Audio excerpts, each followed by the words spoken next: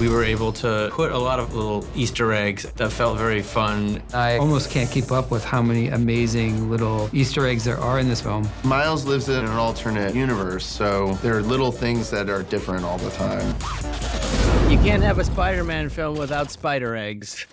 As far as Easter egg spiders go, I'm quite partial to Scarlet Spider. Ben Reilly has that sort of classic 90s look. He has like too many triceps. So many muscles. Is he okay? Ah! I really love Web Slinger. Bombastic Bagman.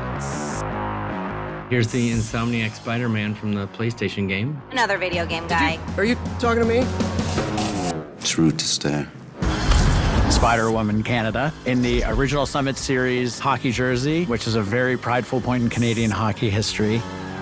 My favorite thing is getting Spider-Buggy into the film because it's so weird and doesn't make any sense. Metro came in to do a cameo, and he gets a huge laugh. There's nowhere to run. My bad, everybody. There was somewhere to run. The shelf above Miles's desk is the little moose from The Mitchells versus the Machines. In Margot's room, you see here the Flindislover from Cloudy with a Chance of Meatballs. Our buddies, the Daniels, made the Oscar-winning film Everything Everywhere All at Once, which features a bagel. This film, coincidentally, also features bagels. We needed a billboard, so we thought it would be a billboard for the Tony Award-winning musical All of It, Always, All Over the Place. In Miles's room, all the posters have slightly altered pop culture references for his dimension. We got the Beastie Girls. Yeah, we got Wu-Tang Clan. In Miles's journal, Uncle Aaron's wearing a 3-Pac shirt as opposed to a 2-Pac shirt. There's an oyster cart, real mother shuckers, and that's actually a real oyster cart. Miles's jersey is a Brooklyn Knicks God Sham God jersey. He was like a playground legend. He didn't have much of a pro career. So in Miles's world, God Sham God became a Knicks player and became one of the all-time greats up there with Jordan. What? Ooh, okay. Miles. When Rio snaps her fingers, a little Puerto Rican flag pops up. In this Jeopardy scene, all the categories are spider-themed. Right past the flan, that is a Jell-O mold from Cloudy with a Chance of Meatballs. 2 posters in Margot's bedroom here, and they're both written in binary code, and one says, anyone can wear the mask, and the other says, let's do this one last time. When Spot goes into the Venom portal here, you'll notice the mints that he steals are Venom mints by Brock's Candies. In the Momatin sequence, I stuck in my girlfriend's picture on a billboard. Are those my Jordans?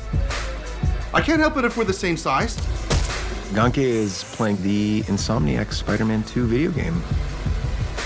When Rio picks up Gwen's sweater, one of the patches on that says Boominati. That is Metro Boomin's label.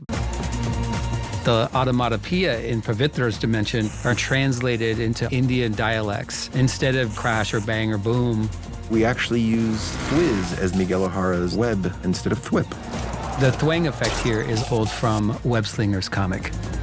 When Miguel refers to ASM 90, he's actually referring to Amazing Spider-Man issue 90. The pose you see is Spider-Man holding George Stacy that we saw in the comic. Event ASM 90, a police captain close to Spider-Man dies. This original Spider-Man 2099 comic cover, this is a recreation by Rick Leonardi himself. I got to design a suit for Miguel O'Hara, his white second suit. Miguel's workshop had that design sitting in the background. The back of Hobie's jacket says FNSM, as well as on his guitar pick, that stands for Friendly Neighborhood Spider-Man. Mugshot here, taken in Camden, London, where Daniel Kaluuya, who voices Hobie, is from, and the founding location of the punk rock movement. I don't follow orders. Leave it as he.